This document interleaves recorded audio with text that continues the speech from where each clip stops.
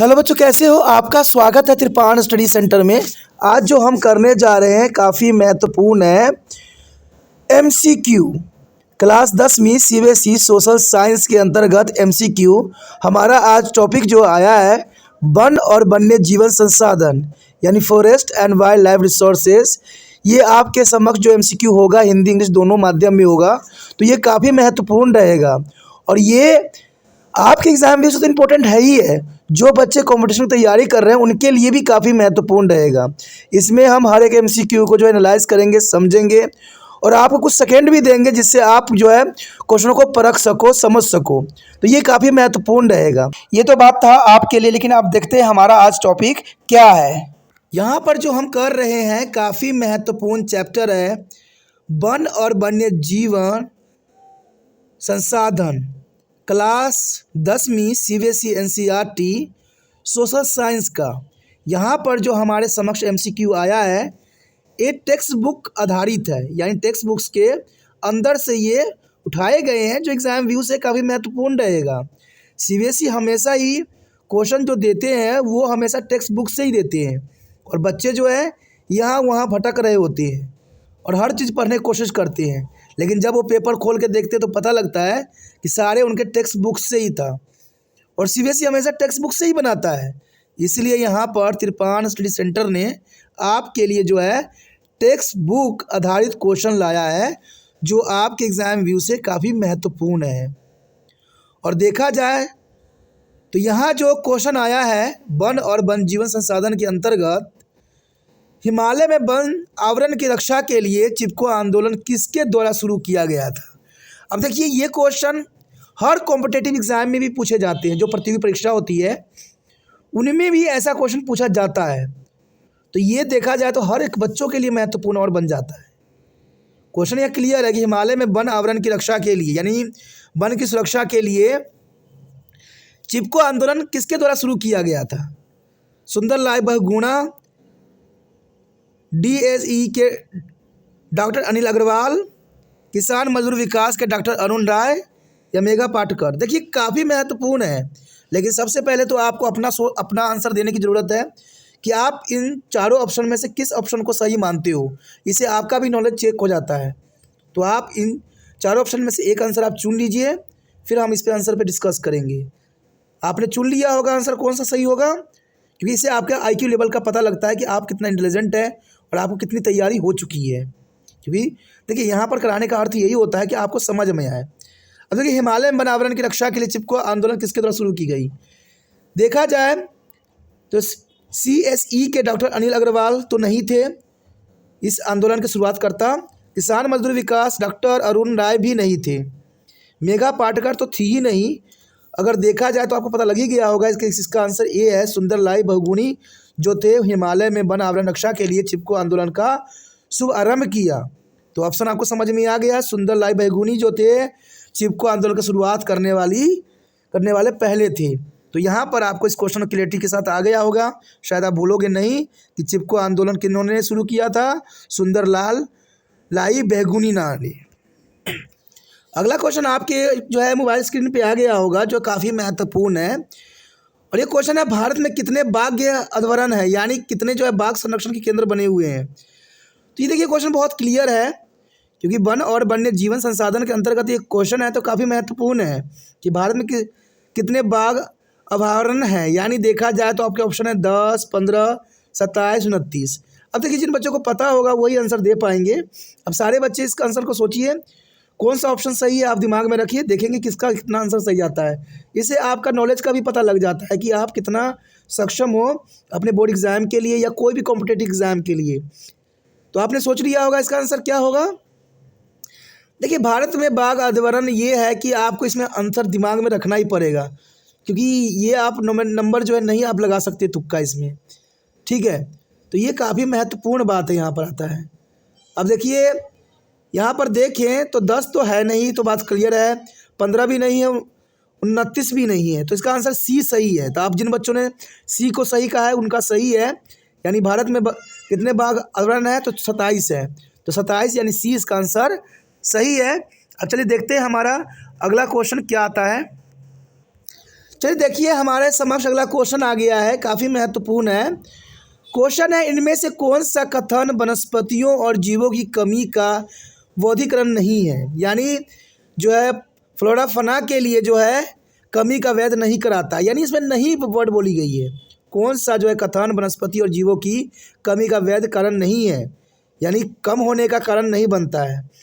तो ए कृषि विस्तार, बड़े पैमानों पर विकास परियोजना, बी चराई और ईंधन की लकड़ी का संग्रह, डी तेजी से औद्योगिकरण और शहरीकरण का विकास।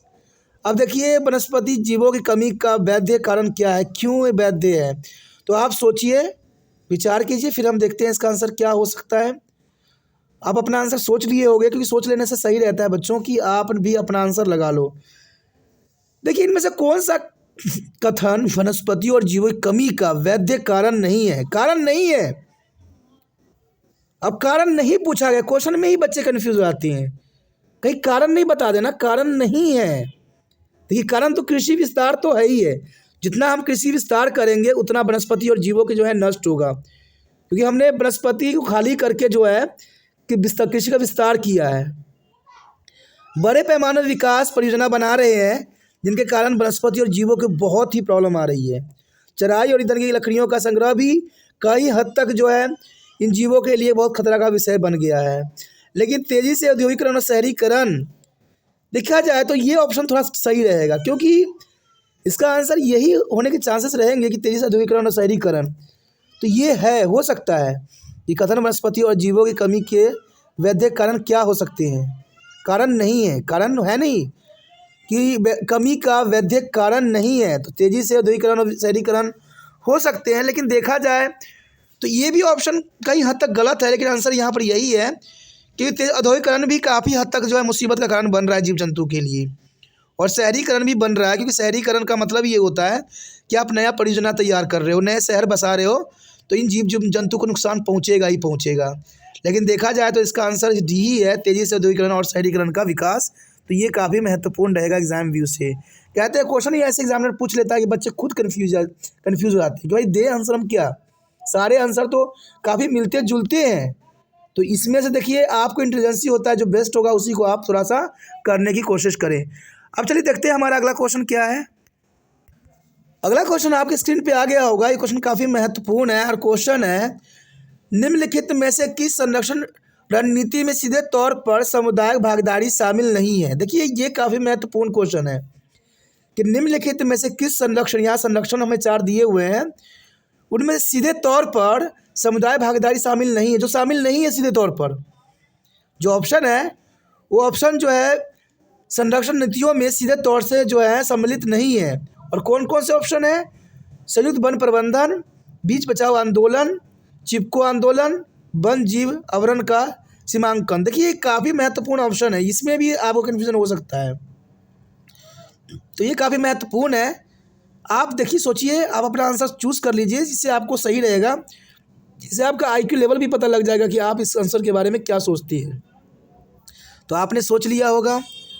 देखिए, किस संरक्षण रणनीति में सीधे तौर पर सामुदायिक भागीदारी शामिल नहीं है? सीधे तौर पर शामिल नहीं है। संयुक्त वन प्रबंधन सीधे तौर पर सम्मिलित है, क्योंकि ज़रूरी है। बीज बचाओ आंदोलन भी जो है डायरेक्ट संरक्षण की नीतियों के अंतर्गत आता है। और चिपको मूवमेंट तो आपको पता है कि पेड़ पौधे बचाने के लिए सीधे तौर पर जो है इसको शामिल किया गया था। लेकिन वन जीवन अभयारण्यों का सीमांकन ये सही आंसर होगा, क्योंकि डी जो है आपका सही आंसर है। भागीदारी शामिल नहीं है तो वो है वन जीव अभयारण्यों का सीमांकन, ये सीधे तौर पर जो है सामुदायिक भागीदारी में शामिल नहीं है। तो आपका आंसर सही है, डी है। जिन बच्चों ने डी सोचा था उनका आंसर एकदम करेक्ट है, और वो काफ़ी हद तक आगे निकल सकते हैं। चलिए अगला क्वेश्चन देखते हैं क्या है। अगला क्वेश्चन हमारे समक्ष आया है, काफ़ी महत्वपूर्ण है, और क्वेश्चन है, बक्सर टाइगर रिजर्व को गंभीर खतरा है। देखिए, बक्सर टाइगर रिजर्व जो है ये गंभीर खतरा है। किस चीज़ से खतरा है, यही हमसे पूछ लिया है कि बक्सर टाइगर रिजर्व की गंभीर खतरा क्या है? ए लो अयस्क खनन, बी तेल की खोज, सी उस क्षेत्रों में डोलोमाइट खनन डोलोमाइट किया जा रहा है, या डी उस क्षेत्र में ज्वालामुखी विस्फोट। अब देखिए, यहाँ पर जो बच्चे समझते होंगे, क्वेश्चन को अंडरस्टैंड किए होंगे, वो समझ गए होंगे। तो आप भी अपना आंसर देखिए क्या हो सकता है इसमें से। देखिए बक्सर टाइगर रिजर्व के लिए लोहे अयस्क खनन तो ये चलिए उस क्षेत्र में होगा ही नहीं। सबसे पहली बात, तेल की खोज, तेल की खोज से जो है किसी भी गंभीर खतरा नहीं बन सकता है, और ज्वालामुखी विस्फोट तो इस क्षेत्र में होते ही नहीं है। तो ये तीनों ऑप्शन जो है गलत है। यहाँ पर आंसर जो है सी, उस क्षेत्र में जो डोलोमाइट खनन की जा रही है जिसके कारण गंभीर खतरा बनता जा रहा है। बक्सर टाइगर रिजर्व की गंभीर खतरा जो है उस क्षेत्र में डोलोमाइट्स खनन जो है सबसे बड़ी खतरा का कारण बन रहा है। और हमारा जो है क्वेश्चन का आंसर भी सी है, उस क्षेत्र में डोलोमाइट खनन। तो जिन बच्चों ने ये आंसर सोचा होगा उनका सही है, वो आगे बढ़ सकते हैं। चलिए देखते हैं अगला क्वेश्चन क्या है। हमारे समक्ष अगला क्वेश्चन आ गया है, काफ़ी महत्वपूर्ण है, और क्वेश्चन है हिमालय यू है। आखिर हिमालय यू है क्या? अब कंफ्यूज हो गए होंगे कि हिमालय यू है क्या। ऐसे ही क्वेश्चन एग्जाम में आते हैं और बच्चे कंफ्यूज हो जाते हैं। आपका ऑप्शन है एक कीट है, बी एक औषधि पौधा है, एक स्तनपायी है, या डी एक पक्षी है। आप अपना आंसर सोचिए, बहुत आसान क्वेश्चन है, आपने कभी सुना होगा, पढ़ा होगा किताब में तो आपको जरूर याद होगा, क्योंकि ये पाठ्यक्रम पर आधारित है। तो जो बच्चों ने किताब पढ़ी है उनको पता होगा, तो आप समझ गए होगा। चलिए किन बच्चों ने सही जवाब दिया है पता लग जाएगा अभी। अगर आपने चूज़ कर लिया है तो महत्वपूर्ण रहेगा, अपना कॉपी पे नोट करते रहिए, आपको इससे पता लगेगा। लास्ट में आप मार्क्स कीजिएगा कितना आपको मार्क्स आया है। तो हिमालय में यू, देखिए ये यू जो है देखा जाए तो एक कीट तो नहीं है, एक स्तनपायी भी नहीं है, और एक पक्षी भी नहीं है। तो देखा जाए तो ये एक पौधा है। ये क्या है? एक पौधा। ठीक है, यू जो है हिमालय यू एक पौधा है। अब इसी के अंतर्गत अगला क्वेश्चन जो है काफ़ी महत्वपूर्ण है, चलिए देखते हैं। अब देखिए उसी के अंतर्गत एक क्वेश्चन और भी आ गया है। हिमालय यू निम्नलिखित भागों में पाया जाता है, किस क्षेत्र में पाया जाता है? यू तो आपको पता लग ही गया होगा कि एक जो है ये मेडिसिन प्लांट है, लेकिन ये किस क्षेत्रों में पाया जाता है? अब देखिए जो बच्चों के पास अधिक दिमाग होगा, नॉलेज होगा, उनको पता है कि हिमालय यू है, तो इसका मतलब हिमालय के क्षेत्र में ही पाया जाता होगा। तो चलिए आप अपना दिमाग और गैस कीजिए। ऑप्शन है आपके पास हिमालय प्रदेश और अरुणाचल प्रदेश, बी है पंजाब और हरियाणा, सी है पश्चिम बंगाल और केरल, और डी है मध्य प्रदेश और गोवा। आपने सोच लिया होगा आंसर, मुझे लगता है कि बहुत बच्चों ने सही आंसर सोच लिया है। ठीक है, देखिए सबसे पहले तो एलिमिनेशन करना सीखिए कि हिमालयन यू यानी हिमालय के क्षेत्र ही होगा ये। हिमालय के क्षेत्र तो यहाँ पर आपको नज़र आ ही रहा होगा। देखिए पंजाब हरियाणा तो हिमालय के क्षेत्र में नहीं आते, काफ़ी दूर होते हैं, उत्तर साइड में है बट दूर है, ठीक है ना। पश्चिम बंगाल और केरल तो बिल्कुल ही रिजेक्टेड है, ये तो है ही नहीं, हो ही नहीं सकता। मध्य प्रदेश और गोवा, हिमालय बेसिकली इन पाठों से भी जाती है, लेकिन हिमालय से दूर दूर तक इसका संबंध नहीं है।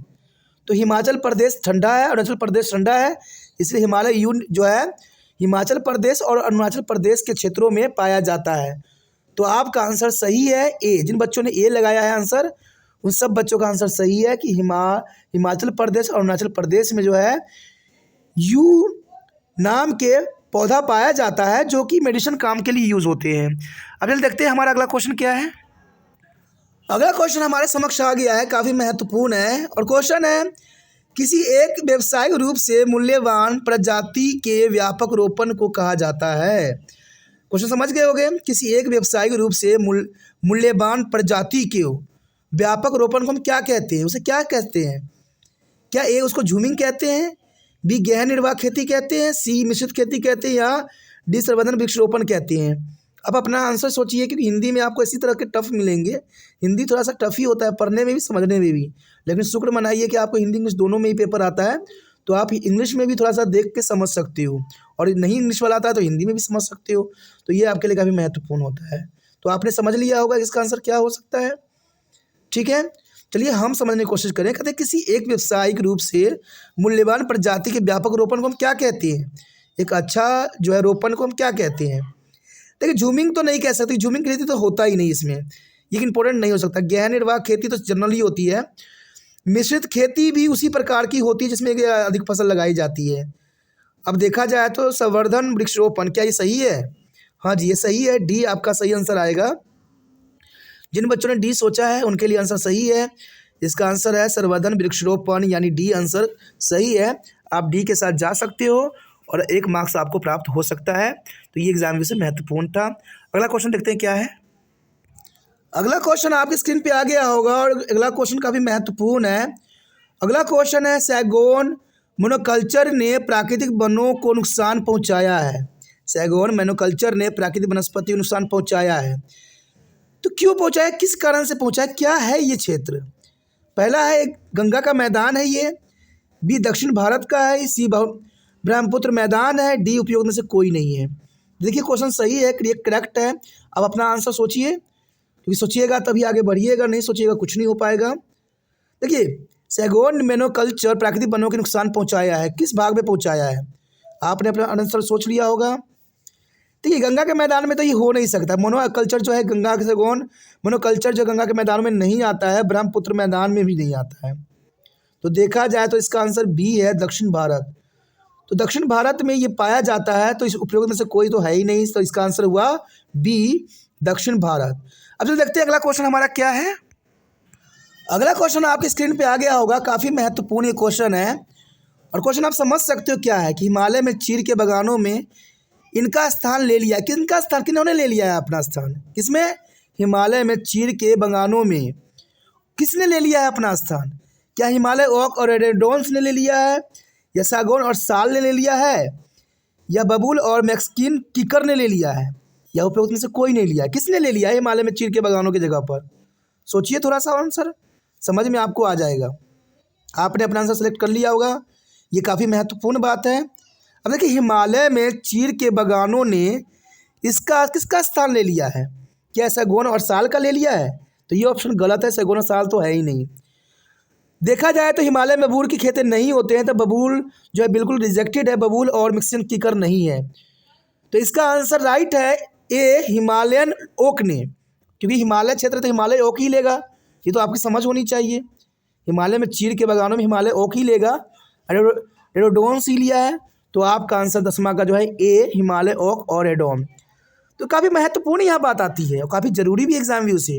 आगे हमारे समक्ष जो क्वेश्चन आया है काफ़ी महत्वपूर्ण है, और क्वेश्चन है कि वो प्रजातियाँ जो विलुप्त होने खतरे में हैं क्या कहलाती है। क्वेश्चन आप समझ गए होंगे कि वो प्रजातियाँ जो विलुप्त होने के खतरे में हैं उसे हम क्या कहते हैं? क्या उसे आप कमज़ोर प्रजातियाँ कहते हो, या दुर्लभ प्रजाति कहते हो, या लुप्त प्राय प्रजाति कहते हो, या सामान्य प्रजाति कहते हो?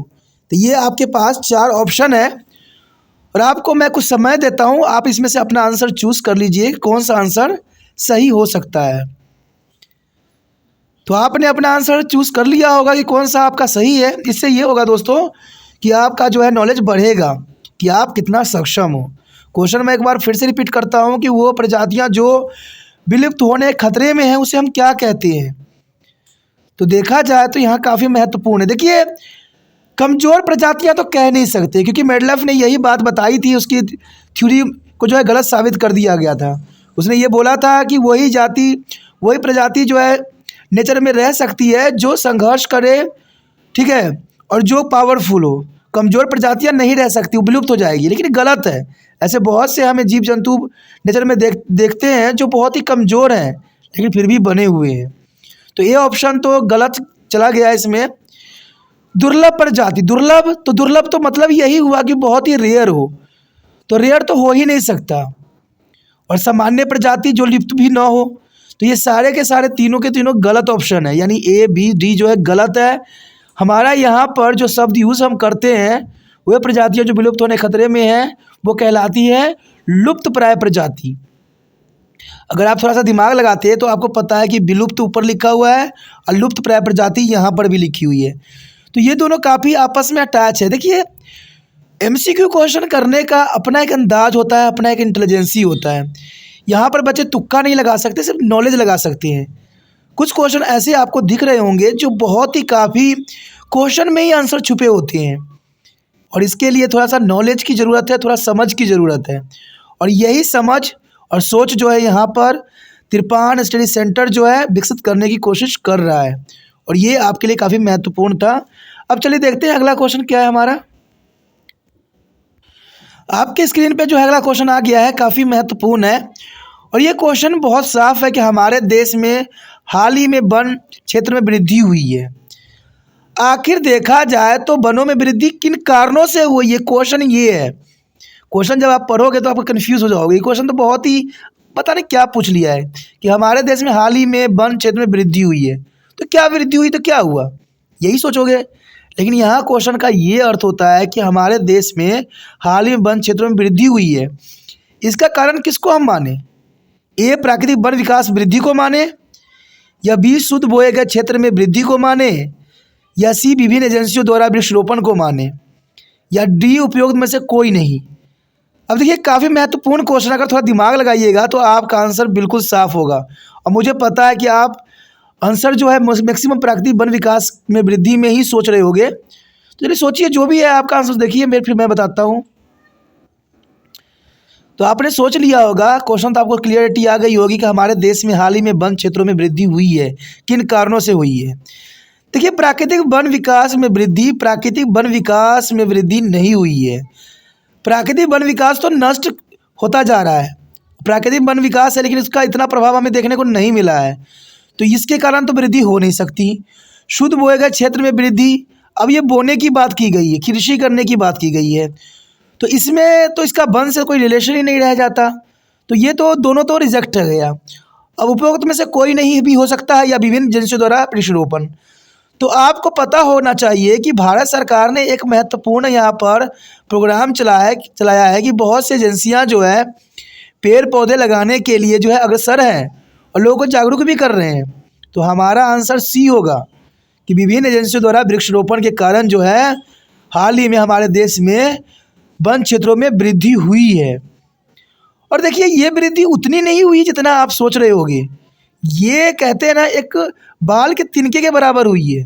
इससे हमारे पृथ्वी पर कोई फ़र्क नहीं पड़ने वाला है, क्योंकि जितना लोगों ने नुकसान पहुंचा चुका है एनवायरनमेंट को, उसमें से जो इन्होंने कुछ वृक्षारोपण किए हैं वो बहुत ही कम सा है। तो आप समझ गए हो कि इसका आंसर सी है, विभिन्न एजेंसियों द्वारा वृक्षारोपण। अब चलिए देखते हैं हमारा अगला क्वेश्चन क्या है। अगला क्वेश्चन जो हमारे समक्ष आया है काफ़ी महत्वपूर्ण है, और क्वेश्चन यहाँ पर पढ़ने पर आपको समझ में आएगा ये क्वेश्चन कहना क्या चाहता है। क्वेश्चन आप पढ़ सकते हो कि वो प्रजातियाँ जिनकी जनसंख्या उस स्तर पर घट गई है जहाँ नकारात्मक कारकों के सक्रिय रहने पर निकट भविष्य में इसके विलुप्त श्रेणी में जाने की संभावना है। देखिए क्वेश्चन साफ है कि कुछ प्रजातियों की जनसंख्या जो है आए दिन घटती चली जा रही है। अगर इसी प्रकार वो घटता रहा तो आने वाला समय में जो है वो लुप्त प्राय श्रेणियों में जाने की संभावना है, और जो अभी लुप्त होने के कगार पे हैं, जो जा रहे हैं, उसको हम कहते क्या हैं। अब क्वेश्चन समझ में आ गया होगा कि जो विलुप्त होते चली जा रही है प्रजातियाँ, उसको हम क्या कहते हैं कि दिन पर दिन नकारात्मक प्रभाव के कारण विलुप्त हो रही है, उसको कहते क्या हैं हम? क्या हम उसको स्थानिक प्रजातियाँ कहते हैं, या विलुप्त प्रजातियाँ कहते हैं, या कमज़ोर प्रजाति कहते हैं, या सामान्य प्रजाति कहते क्या हैं? तो ये आपको सोचना है, थोड़ा सोचिए और इसका आंसर देखने की कोशिश कीजिए।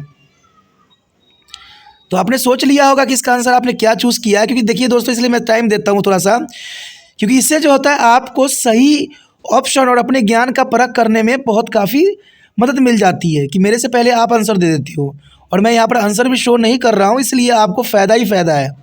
इसे आप जितना बार देखिएगा उतना आपको फ़ायदा होने वाला है, क्योंकि कहते हैं ना कृत कृत अभ्यास से जन्मति हो सुजान रस्सी अवध जात, तो सिल पे परत निशान, यानी बार बार कोशिश करोगे तो जरूर कामयाबी की उसको कसौटी पे पहुँचोगे जहाँ पर आपका लक्ष्य है। तो क्वेश्चन चलिए देखते हैं, वे प्रजाति जिनकी जनसंख्या उस स्तर पर घट गई है जहाँ नकारात्मक कारकों के सक्रिय रहने पर निकट भविष्य में ये विलुप्त श्रेणी में जाने की संभावना है, तो उसको हम कहते क्या है। अब क्वेश्चन साफ हो गया। अब देखिए स्थानीय प्रजाति तो हम कहते नहीं हैं, और विलुप्त के बारे में प्रजाति तो हम समझ चुके हैं कि विलुप्त उसे कहते हैं जो विलुप्त हो चुके हैं, यानी ए बी तो हो ही नहीं सकता। अब बात है सामान्य प्रजाति।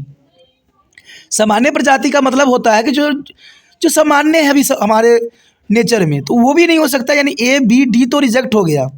अब बात रह गया कमज़ोर प्रजाति, यानी कमज़ोर हैं अभी, जो विलुप्त हो रहे हैं, लोग उसको नष्ट कर रहे हैं। अगर भविष्य में इनको संरक्षण न किया गया और इसी प्रकार से नकारात्मक कारकों के कारण सक्रिय रहने पर ये आने वाला भविष्य में जो है विलुप्त हो जाएंगे। तो हमारा आंसर जो है इसका सी है, यानी कमज़ोर प्रजातियाँ। तो आप समझ गए होंगे कि इसका आंसर क्या है, कमज़ोर प्रजातियाँ। चलिए आगे देखते हैं आगे क्या है। अगला क्वेश्चन आपके समक्ष आ गया होगा। क्वेश्चन साफ है कि हिमालय भूरा भालू किसका उदाहरण है। हिमालय भूरा भालू जो है, जो हिमालय में पाया जाता है, वो किसका उदाहरण है? ए कमजोर प्रजाति का, बी दुर्लभ प्रजाति का, सी स्थानीय प्रजातियां का, और डी विलुप्त प्रजाति। देखिए यहाँ पर क्वेश्चन काफ़ी इंटरेस्टिंग आपसे पूछे जा रहे हैं, और ये क्वेश्चन हर जगह महत्वपूर्णता अपना बिखरेगा, चाहे आप क्लास वाइज इसको देख रहे हो, चाहे कंपटीशन वाइज देख रहे हो, हर जगह महत्वपूर्ण है और आने वाले भविष्य में भी काफ़ी आपके लिए महत्वपूर्ण साबित हो सकता है। तो आप इसका जो है आंसर सही पहले चूज़ कीजिए, फिर मैं आपको बताता हूँ इसका आंसर क्या कह सकते हैं हम। देखिए हिमालय भूरा भालू किसका उदाहरण हो सकता है? क्या वो कमज़ोर प्रजाति है, क्या दुर्लभ प्रजाति है, या स्थानिक प्रजाति है, या विलुप्त प्रजाति है? देखिए विलुप्त प्रजाति उसे कहते हैं जो ख़त्म हो चुके हैं, तो इसका डी तो आंसर हो ही नहीं सकता। कमज़ोर, तो कमज़ोर होने की संभावना रहती है, और दुर्लभ भी होने की चांसेस कुछ हद तक बनता है, और स्थानीय प्रजाति तो नहीं बनता, क्योंकि हिमालय भूरा भालू स्थानीय प्रजाति नहीं है। तो सी और डी तो चलिए यहाँ से विलुप्त हो गया, यानी ख़त्म ही हो गया, ये ऑप्शन का हमें कोई मतलब नहीं है। मैं हमेशा एक बात कहता हूँ ना कि अगर आप एलिमिनेट कर देते हो कुछ ऑप्शनों को, तो कुछ ही क्वेश्चनों में द्वंद्व रह जाती है। तो यहाँ पर ए और बी में काफ़ी द्वंद्व हो रही है, आपस में टकराव हो रही है। अब या तो आंसर ए हो सकता है या बी हो सकता है, लेकिन हम देखें हिमालय भूरा भालू जो है एक कमज़ोर प्रजाति नहीं होके एक दुर्लभ प्रजाति है। ये कमज़ोर नहीं है, ये दुर्लभ है, जो रेयर ही दिखती है, कहीं कहीं दिखती है। तो यहाँ पर जो ऑप्शन बी है वो करेक्ट है, यानी दुर्लभ प्रजाति जो हिमालय भूरा भालू का सबसे अच्छा उदाहरण है। अच्छा देखते हैं आगे क्या है हमारे समक्ष। यहाँ पर जो क्वेश्चन आया है काफ़ी महत्वपूर्ण है, और क्वेश्चन आप देख सकते हो क्लियर है कि उत्तर पूर्वी भारत में जनजाति क्षेत्रों के काफ़ी हिस्से जो है वनों की कटाई कर दिए गए हैं। यानी यहाँ क्वेश्चन पूछ क्या रहा है, आप कन्फ्यूज़ हो जाओगे कि उत्तर पूर्वी भारत में जनजातीय क्षेत्रों के काफ़ी हिस्सों वनों की कटाई कर दी गई है। अब किस कारण की गई है? अब क्वेश्चन ये बन जाता है किस कारण की गई है, काफ़ी वनों की कटाई कर दी गई, क्यों की गई है? क्या ए स्थानांतरित खेती के कारण, या बी खनन के कारण, या सी बुनियादी ढांचों का विकास के कारण, या डी उपयोग में से कोई नहीं? सबसे पहले दोस्तों बात होती है क्वेश्चनों को समझना। बच्चे क्वेश्चन समझते नहीं, फटाफट ए बी सी डी करके लगा देते हैं, और कई जगह जो है चैनलों में भी, यूट्यूब चैनलों में भी ऐसे ही जो है बच्चों को बताया जाता है कि आप ना तुक्का लगा के भी आंसर ले सकते हो। लेकिन देखा जाए जहाँ नॉलेज है वहाँ तुक्का नहीं चलती है, समझ लगाओगे तो वो आपके लिए भी भविष्य के लिए इम्पोर्टेंट रहेगा। इसी बात को यहाँ त्रिपाठी स्टडी सेंटर हमेशा कहता है कि तुक्का नहीं, ठीक है, सिर्फ अंडरस्टैंडिंग रखिए, no tricks only understanding. Trick कभी कभी चलता है लेकिन समझदारी सदैव ही काम करती है। तो आपने अपना आंसर चूज़ कर लिया होगा। अब इसी के अंतर्गत मैं देखता हूँ कोशिश करके कि इसमें से आंसर क्या हो सकता है। देखिए उत्तरी पूर्वी भारत में जनजाति क्षेत्र के काफ़ी हिस्से वनों की कटाई कर दिए गए हैं। क्यों कई करते हैं? क्योंकि उत्तर जनजाति की बात कर रहा है, जनजाति में खनन की बात तो आएगी नहीं, तो खनन तो चलिए ख़त्म हो जाती है, उपयोग में से कोई तो हम लेंगे नहीं। बुनियादी ढांचों का विकास, क्योंकि जनजातियों में तो विकास का कोई नामो निशान ही नहीं रहती, तो यहाँ पर देखिए तीनों तो ऑप्शन ऑटोमेटिक रिजेक्ट हो गया है। खनन का मतलब होता है दोस्तों बड़े बड़े जो है खुदाई करना, उसमें से कोयला पेट्रोल से निकालना, ऐसा तो हो ही नहीं सकता, संभव ही नहीं है। और बुनियादी ढांचों का विकास तो हम देखने को मिला ही नहीं। तो इसका मतलब है कि इसका आंसर ए है, स्थानांतरित खेती के कारण। आपको पता ही होगा कि ये लोग जो है जनजाति जो थे वो स्थानांतरित खेती करते थे, यानी जिसे हम झूम खेती कहते हैं, शिफ्टिंग एग्रीकल्चर। ये जो थे घूम घूम के अपना खेती करते थे और वनों को साफ करके जो है खेत करते थे। तो ये कई हिस्सों को जो है वनों की सफाई करते थे और कुछ समय के लिए जो है कृषि करते थे। तो इसी कृषि को हम स्थानांतरित खेती भी कहते हैं, इसे झूम खेती भी कहते हैं। तो जिसका आंसर जो है स्थानांतरित खेती यानी ए ऑप्शन सही है, जो यहाँ पर करेक्ट बताता है। आगे चलिए देखते हैं क्या है। अगला क्वेश्चन जो हमारे समक्ष आया है काफ़ी महत्वपूर्ण है, और क्वेश्चन है कि वो प्रजातियाँ जो केवल भौगोलिक बाधाओं से पृथक कुछ विशेष क्षेत्रों में पाई जाती है क्या कहलाती है? क्वेश्चन आप समझ गए होंगे, बहुत क्लियर है कि वो प्रजातियाँ जो केवल भौगोलिक बाधाओं से पृथक कुछ विशेष क्षेत्रों में ही पाई जाती है उसे हम क्या कहते हैं? जो किसी विशेष क्षेत्र में ही पाए जाते हैं, भौगोलिक क्षेत्र में ही पाए जाते हैं, क्या हम उसको विलुप्त प्रजाति कहते हैं, या बी स्थानीय प्रजाति कहते हैं, या दुर्लभ प्रजाति कहते हैं, या गंभीर प्रजातियाँ कहते हैं। तो आप अपना जो है इसमें से आंसर चूज़ करके देखिए कौन सा सही हो सकता है, क्योंकि आपका नॉलेज ही महत्वपूर्ण बनता है, क्योंकि आप जितना नॉलेज लगाओगे उतना ही पेपर के लिए आप सक्षम हो पाओगे। तो नॉलेज आपने लगा लिया होगा, ऑप्शन चुन लिया होगा कि कौन सा ऑप्शन आपके लिए सही है। चलिए हम कोशिश करके देखें कि वो प्रजातियाँ जो केवल भौगोलिक बाधाओं से पृथक कुछ विशेष क्षेत्रों में ही पाए जाते हैं, हम उसको क्या कह सकते हैं। कुछ दिमाग लगाने की ज़रूरत है। देखिए, कुछ एक ही क्षेत्र में पाया जाता है, किसी एक ही स्थान पे पाया जाता है, तो इससे तो आपको क्लैरिटी आंसर में आ रहा होगा कि एक ही स्थान पे विलुप्त तो प्रजाति तो हो ही नहीं सकता, गंभीर प्रजाति भी नहीं आएगा, और दुर्लभ की तो बात ही नहीं है, क्योंकि विशेष स्थान की बात कर रहा है। तो जनरल सी बात है दोस्तों, इसको हम क्या कहेंगे, स्थानीय प्रजातियाँ, क्योंकि स्थान में पाया जाता है। बोला तो है क्लियर आपको कि केवल भौगोलिक बाधाओं से पृथक कुछ विशेष क्षेत्र, यहीं से क्वेश्चन का जो है मेन मतलब स्टार्ट होता है कि विशेष क्षेत्र में ही पाया जाता है, यानी स्थानीय प्रजाति कहलाएंगे। तो इसका आंसर आपको समझ में आ गया है। इसका आंसर है बी, स्थानिक प्रजाति। चलिए देखते हैं अगला क्वेश्चन क्या है।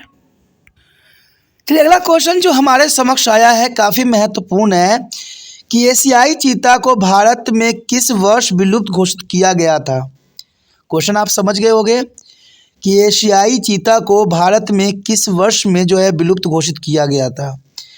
क्या ए 1951 में घोषित किया गया था, या बी 1952 में, या सी 2010 में, या डी 1975 में। देखिए दोस्तों, यहाँ पर इस क्वेश्चन में एक बात होती है कि इस क्वेश्चन का डेट आपको याद होना ज़रूरी है। यहाँ तुक्का भी नहीं लग सकता, क्योंकि अगर डेट आपको याद नहीं होगा तो आप सही आंसर देने में सक्षम नहीं हो पाओगे। लेकिन थोड़ा मोड़ा अगर एलिमिनेशन मेथड यूज़ करोगे तो कुछ हद तक जो है आंसर देने में सक्षम हो पाओगे। तो आप पहले अपना आंसर चूज़ कर लीजिए कौन सा है, जिससे आपको आसानी रहे, पता लग जाएगा कि आप कितना तेज़ हो। तो चलिए, आपने अपना आंसर जो है सेलेक्ट कर लिए होंगे, जो कि काफ़ी अच्छी बात है। देखिए, एशियाई चीता को भारत में किस वर्ष विलुप्त घोषित किया गया था। देखिए 2000 तक तो इसकी कोई स्टोरी नहीं बताई गई, तो उससे पहले की बात कही गई है। तो यहाँ पर देखा जाए तो 2010 जो है एलिमिनेट हो जाता है, और 1975 की बात भी नहीं कही जा सकती। एक बात मैं आपको समझदारी के लिए बता दूं कि जब भी एग्जामिनर कोई क्वेश्चन पूछता है ना, तो उसके दो ऑप्शनों को जो है काफ़ी नज़दीक रखता है, और उसी दोनों में जो है द्वंद्व करना पड़ता है बच्चों को। तो एलिमिनेट कर दीजिएगा तो आपका जो है 50-50 चांस रह जाएगा, क्योंकि 50 तो आप हटा दिए, 100 में से 50 हटा दिए, अब रह गया 2, तो 2 का जो है 50-50 हो जाता है चांस। और 50 में अगर तुक्का भी आप लगा रहे हो तो कई हद तक सही जाने की चांसेस बन जाता है। तो हमारे समक्ष देखिए 1 साल का सिर्फ गैप आ गया, ए और बी में 1951 में, या बी 1952, यानी 1 साल का गैप है, लेकिन इन्हीं में से एक आंसर सही है। तो आपको पता होना चाहिए कि एशियाई चीता के भारत में किस वर्ष में विलुप्त घोषित किया गया था। तो 1952 में, यानी 1952 में जो है इसको विलुप्त घोषित किया गया था, जो कि काफ़ी सही आंसर है। तो आप बी पे जा सकते हो कि इसका आंसर बी है 1952।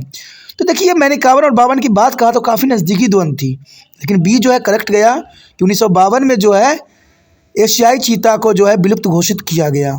तो एग्जाम व्यू से ऐसा क्वेश्चन बहुत काफ़ी महत्वपूर्ण रहता है। यहाँ पर जो आपके समक्ष जो स्क्रीन पे क्वेश्चन आया है काफ़ी महत्वपूर्ण है, और ये क्वेश्चन काफ़ी महत्व भी रखता है। देखिए क्वेश्चन यह साफ है कि भारत की जैव विविधताओं में गिरावट के लिए कौन से कारक जिम्मेदार नहीं है। देखिए, भारत में जैव विविधता में जो गिरावट आ रही है, हमसे ये नहीं पूछा कि कौन से कारक जिम्मेवार है, हमसे नहीं पूछ लिया है। सबसे पहली बात जो है, बच्चे इन्हीं क्वेश्चनों में ऐसे ही कंफ्यूज होते हैं, क्वेश्चन ढंग से पढ़ते नहीं हैं और वो कन्फ्यूज़न होते चले जाते हैं। यहाँ क्वेश्चन है कि भारत की जैव विविधताओं में जो गिरावट आ रही है, यानी बायोडाइवर्सिटी में जो डिक्रीजिंग आ रही है, कौन से कारक जिम्मेवार नहीं है। क्वेश्चन समझ में आया। देखिए, ए ऑप्शन है खनन गतिविधियाँ, बी है शिकार अवैध शिकार, सी है जंगल की आग, या डी है वन रोपण। इसमें से अगर दिमाग आप लगाइएगा तो कई को जो है ऑप्शन ऐसे एलिमिनेट हो जाता है, लेकिन आप एलिमिनेट करके सही सोचिए क्या है। देखिए, जैव विविधता की गिरावट में कौन सा कारक जिम्मेवार नहीं है। खनन गतिविधियां तो है ही है, खनन के कारण जो है बहुत जैव विविधताएं जो है नष्ट होती चली जा रही है। शिकार और अवैध शिकार के कारण जो है कई प्रजातियां जो है हमें विलुप्त हो चुके हैं। और आपको पता है काला हिरन का केस बहुत ही दुर्लभ थी और काला हिरन की केस भी हुई थी और बड़े बड़े एक्टर भी इसमें फंसे थे, तो ये विलुप्त जो हो गए हैं। और जंगल की आग, देखिए जैव विविधता गिरावट में जंगल की आग तो हमेशा लगती रहती है, तो ये जंगल की आग जो है हो सकते हैं क्योंकि इससे क्या है कई जीव जंतु नष्ट हो जाते हैं। तो ये सारे जिम्मेवार हैं, खनन गतिविधियाँ भी जिम्मेवार हैं, शिकार और अवैध शिकार भी जिम्मेवार है और जंगल की आग भी जिम्मेवार है। लेकिन एक ऑप्शन जो है सबसे अलग है, वन रोपण। अरे भाई वन रोपण कैसे जैव विविधताओं के गिरावट के कारण बन सकते हैं? वन जितना हम लगाएंगे उतना जो है जैव विविधताओं को फ़ायदा ही पहुँचेगा, ना कि उनकी जीवन नष्ट होगा। तो यहाँ पर देखिए मैंने कहा ना, एलिमिनेशन मेथड अगर आप सीख लेते हो ना तो कोई भी आंसर आसानी से दे सकते हो। हमारा इस क्वेश्चन का जो आंसर है डी, वन रोपण। तो आप समझ गए होंगे इसका आंसर क्या है, डी, वन रोपण। अब चलिए देखते हैं हमारा अगला क्वेश्चन क्या है। यहाँ पर जो अगला क्वेश्चन आया है काफ़ी महत्वपूर्ण है और क्वेश्चन है कि निम्नलिखित में से कौन सा पर्यावरण विनाश का प्रत्यक्ष परिणाम नहीं है। क्वेश्चन आप समझ गए होंगे कि निम्नलिखित में से कौन सा पर्यावरण विनाश का प्रत्यक्ष परिणाम नहीं है। अब क्वेश्चन समझ लेना चाहिए आपको कि पर्यावरण विनाश के लिए कौन परिणाम नहीं है जिसके कारण पर्यावरण नष्ट नहीं होती है। तो क्वेश्चन तो बहुत ही क्लियर है, समझ में आ ही गया होगा। ऑप्शन देखिए इसमें है, ए जैविक हानि, बी है सांस्कृतिक विविधताओं का नुकसान, सी है गंभीर सूखा, या डी है नदी घाटी परियोजना। तो आप थोड़ा सा दिमाग लगाइए कि इसका आंसर हो क्या सकता है, क्योंकि आपका ये आंसर सही होगा, ठीक है। क्योंकि मेरे करने से कुछ नहीं होगा, जितना आप कोशिश कीजिएगा तभी आपको फ़ायदा होगा। इसलिए मैं यहाँ पर आंसर शो पहले नहीं कर रहा हूँ। अगर आंसर शो कर लूँगा तो आप तो ऐसे ही अपना दिमाग नहीं लगाइएगा। तो आपने अपना सोच लिया होगा क्वेश्चन, आंसर आपका पता लग गया होगा। चलिए अच्छी बात है। अब देखिए इनमें कौन सा पर्यावरण विनाश का प्रत्यक्ष परिणाम नहीं है। किसके कारण पर्यावरण विनाश नहीं होता है? जैविक हानि के कारण पर्यावरण का नुकसान होता है, इसमें कोई दो राय नहीं है। सांस्कृतिक विविधता का नुकसान भी होने के कारण जो है विनाश नहीं होती है, ठीक है। पर्यावरण विनाश का प्रत्यक्ष परिणाम नहीं, तो ये सांस्कृतिक विविधताओं का नुकसान के कारण पर्यावरण विनाश तो होती है, इसमें कोई दो राय नहीं है, होती ही है, क्योंकि ये गंभीर कारण बनता है। नदी घाटी परियोजना के कारण तो बहुत ही जो है नुकसान होता है पर्यावरण को। आज देखिए नदी घाटी परियोजना के कारण जो है कई क्षेत्र जो है ख़त्म हो गए हैं। अब यहाँ पर एक ही आंसर सबसे अलग बताई गई है, गंभीर सूखा। सूखा से यहाँ पर कोई पर्यावरण विनाश की प्रत्यक्ष परिणाम नहीं हो सकता। तो देखा जाए तो आपका जो यहाँ पर आंसर है सी, गंभीर सूखा। तो आप गंभीर सूखा के साथ जा सकते हो। इसका आंसर जो है गंभीर सूखा, यानी निम्नलिखित में से कौन सा पर्यावरण विनाश का प्रत्यक्ष परिणाम नहीं है, तो वो है गंभीर सूखा के कारण जो है कोई पर्यावरण का परिणाम जो है विनाश का परिणाम नहीं साबित करता है। तो ये काफ़ी दिलचस्प क्वेश्चन है, बच्चे इसी ऐसे ही क्वेश्चन में जो है कंफ्यूज होते हैं। अब चलिए देखते हैं अगला क्वेश्चन क्या है। यहाँ पर जो हमारा अगला क्वेश्चन आया है काफ़ी महत्वपूर्ण है और क्वेश्चन है कि हमें अपने वनों और वन जीवन को संरक्षित करने की आवश्यकता है। क्यों आवश्यकता है? अब देखिए ये तो बार बार मैं बताता हूँ कि वन नहीं तो हम नहीं, क्योंकि हम हैं इसीलिए क्योंकि वन है। तो यहाँ क्वेश्चन भी यही है, हमें अपने वनों और वन जीवन के संरक्षण करने की आवश्यकता क्यों पड़ती है? ए, पारिस्थितिक विविधता को संरक्षण करने के लिए, बी, अनुवांशिक विविधता को संरक्षित करने के लिए, या सी, जैविक विविधता के रखरखाव के लिए, या ताकि हम पौधों और जानवरों की प्रजातियों का अधिक दोहन करने में सक्षम हों। देखिए डी तो ऑप्शन डायरेक्ट जो यहाँ पर जो है देखा जाए तो काफ़ी इंटरेस्टिंग दिखता है, लेकिन यहाँ तीन में भी द्वंद्व हो सकते हैं। तो आप देखिए कौन सा आंसर सही है, उसके बाद हम सोचेंगे कि किसका आंसर क्या हो सकता है। तो आपने सोच लिया होगा। देखिए क्वेश्चन तो क्लियर है यहाँ पर कि हमें अपने वनों को जीवन के संरक्षण करने की आवश्यकता क्यों है, क्योंकि पारिस्थितिक विविधताओं को संरक्षित करने के लिए तो चल सकता है, लेकिन इतना आंसर सही नहीं है। अनुवांशिक विविधता को संरक्षित करने के लिए भी ज़रूरी है, बट इतना ये अपना आंसर सही नहीं बता रहा है। जलीय जैव विविधता का रखरखाव के लिए, जलीय देखिए ये तो बिल्कुल ही एलिमिनेट हो जाता है। जलीय जैव विविधता यहाँ थोड़ी है, हम वन जीवन की बात कर रहे हैं। अब दूसरा ये देखिए, डी जो है काफ़ी हद तक थोड़ा समर्थन कर रहा है कि हम पौधे और जानवरों की प्रजातियों का अत्यधिक दोहन करने में सक्षम हो, यानी इसका इस्तेमाल करना है, क्योंकि पेड़ पौधे देखिए, पेड़ पौधे कई तरह के दवाई मेडिसिन देते हैं हमें। अगर हम इसकी संरक्षण ना करेंगे तो हो सकता है कि आने वाला समय में हमें कुछ भी प्राप्त ना हो। कई प्रजातियां जो है हमें ज़रूरत पड़ जाती है, क्योंकि आपको पता है मेडिसिन के लिए कई जानवरों के जो है खालों का, उनके दांतों का, उनको सींगों का उपयोग किया जाता है। अगर ये नहीं होंगे तो हमें कई तरह के मेडिसिन भी नहीं मिल पाएंगे। तो ये देखा जाए तो इसका आंसर जो होगा डी काफ़ी सही जा रहा है कि हम पौधे और जानवरों की प्रजातियों का अत्यधिक दोहन करने में सक्षम हो, इसलिए इनका संरक्षण करना जरूरी है। अगर पेड़ पौधा में से आप लाभ कमाना चाहते हो, लाभ लेना चाहते हो, तो इसका संरक्षण भी करना पड़ेगा, क्योंकि कहते हैं ना, अगर एक पेड़ काटते हो तो 10 पेड़ लगाओ, इससे जो है इसकी संरक्षण होगी। तो यहाँ पर डी आंसर सही है। डी आपके लिए काफ़ी प्रयुक्त आंसर है, तो डी को जो है आप टिक किए। तो आपने आंसर सही दिया है, तो आपको पता होगा। चलिए अगला क्वेश्चन देखते हैं, हमारा अगला क्या है। तो अगला क्वेश्चन जो हमारे समक्ष आ गया है, क्वेश्चन काफ़ी इंटरेस्टिंग है, और क्वेश्चन है कि भारतीय वन जीवन संरक्षण अधिनियम लागू किया गया था, कब किया गया था। क्वेश्चन क्लियर है कि भारतीय वन जीव संरक्षण अधिनियम लागू किया गया था। अब देखिए, मैं आपको एक थोड़ा सा सुविधा दे सकता हूँ कि ए जो है 1972 है, बी जो है 1971 है, सी 2010 है, डी 1952 है, 52 नहीं 82 है। तो देखा जाए तो यहाँ पर सी और डी जो है एलिमिनेट है, क्योंकि हमने एलिमिनेशन मेथड यूज़ किया है। तो सी तो हो ही नहीं सकता, डी तो हो ही नहीं सकता। आपका द्वंद्व है ए और बी में। चलिए, आज जो है ऑप्शन में सिर्फ 2 ही ऑप्शन है, उसको जो है आपको आंसर देना है। तो आप दीजिए, सोचिए, पहले विचार कीजिए कि ए या बी दोनों में से कौन हो सकता है। भारतीय वन संरक्षण अधिनियम कब लागू की गई थी। तो आपने आंसर सोच लिया होगा क्या आंसर है, तो आपको पता होगा। लेकिन देखिए, यहाँ पर ए और बी दो हमारे समक्ष है, और दोनों में ही द्वंद्व है, क्योंकि दोनों काफ़ी नज़दीक है, साल भर का अंतर है। क्या वो 71 में हुआ या 72 में। तो जैसे देखा जाए तो इसका आंसर सही है ए 1972। अब जिन बच्चों ने 1972 में गए हैं उनके लिए काफ़ी महत्वपूर्ण था, और लगता है कि उनको समझ भी थी कि भारतीय वन जीवन संरक्षण अधिनियम लागू किया गया था 1972 में। और मुझे यकीन है कि आप ये क्वेश्चन आप भूलिएगा नहीं कि भारतीय वन जीवन संरक्षण अधिनियम जो है 1972 में लागू किया गया था, जो कि काफ़ी महत्वपूर्ण था वन जीवन के संरक्षण के लिए। अब चलिए देखते हैं अगला क्वेश्चन क्या है हमारे लिए। हमारा अगला क्वेश्चन आ चुका है, काफ़ी महत्वपूर्ण है, और ये क्वेश्चन है, भारत में बाघों की आबादी के लिए कौन सा खतरा नहीं है। कौन सी कारण जो है बाघों के लिए खतरा साबित नहीं होगा। तो समझ गए वो क्वेश्चन क्या है कि भारत में बाघों की आबादी के लिए कौन सा चीज़ जो है खतरा का सबब नहीं है।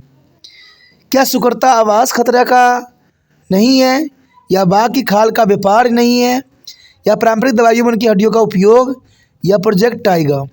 अब क्वेश्चन यहाँ पर क्लियर कट है कि भारत बाघों की आबादी के लिए कौन सा खतरा नहीं है। देखिए, सुकरता आवास सबसे बड़ी खतरा हो सकता है, ये तो आप जानते हो। तो आपको जो है इन्हीं में से जो है एक आंसर को सिलेक्ट पहले करना है, और देखिए आंसर भी आपको बहुत डिफरेंट ही होंगे। मैंने कहा ना, एग्जामिनर हमेशा बच्चों के दिमाग के परख करता है। चलिए सोच लीजिए। अब देखिए, भारत में बाघ की आबादी के लिए कौन सा खतरा नहीं है। सुकरता आवास सबसे बड़ा खतरा है, ये तो पहले ही डिटेक्ट हो गया कि सुकरता आवास के कारण जो है कई बाघों की जीवन जो है खतरे के कगार पे आ चुका है। सुकरता आवास सबसे, सुकरता का मतलब श्रिंक होता हुआ इनके आवास क्षेत्र तो हो ही रहा है, शहरीकरण हो रहा है, नगरीकरण हो रहा है, जिसके कारण इनके आवास जो है नष्ट होते चले जा रहे हैं। भी करे बाघ की खाल का व्यापार। देखिए, बाघ के खाल के व्यापार के कारण इनकी आबादी प्रतिदिन जो है कम होता जा रहा है, क्योंकि मारने के बाद ही इनके खालों का उपयोग किया जा सकता है। पारंपरिक दवाइयों में उनकी हड्डियों का उपयोग, तो ये सबसे बड़ा कारण हो सकता है, क्योंकि पारंपरिक दवाइयों में भी इनकी हड्डियों का उपयोग किया जाता है, तो सबसे बड़ा कारण साबित हो सकता है। अब मैंने कहा था ना इसका आंसर डिफरेंट होगा, तो डी इसका आंसर है प्रोजेक्ट टाइगर। ये टाइगर के संरक्षण के लिए बनाई गई थी, ना कि उनको ख़त्म करने के लिए। तो देखा जाए तो आपका जो इसका आंसर है डी है प्रोजेक्ट टाइगर। तो प्रोजेक्ट टाइगर के साथ आप जा सकते हो, जो कि काफ़ी सही और करेक्ट आंसर है यहाँ पर। चलिए देखते हैं अगला क्वेश्चन क्या है।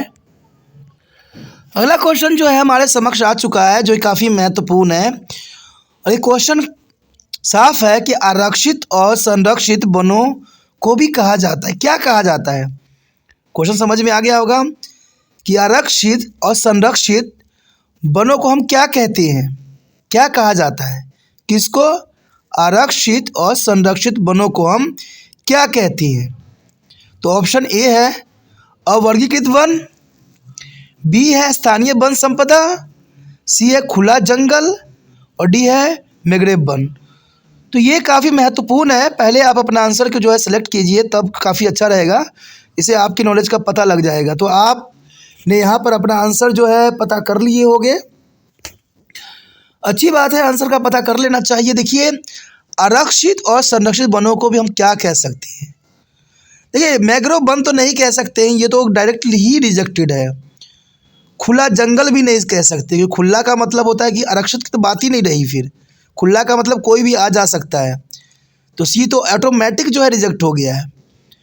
वर्गीकृत वन भी नहीं कह सकते, क्योंकि वर्गीकृत जो होता है उसको अलग अलग भागों में डिवाइड कर देते हैं, और वर्गीकृत उल्टा होता है, यानी इसको भागों को न बांटना।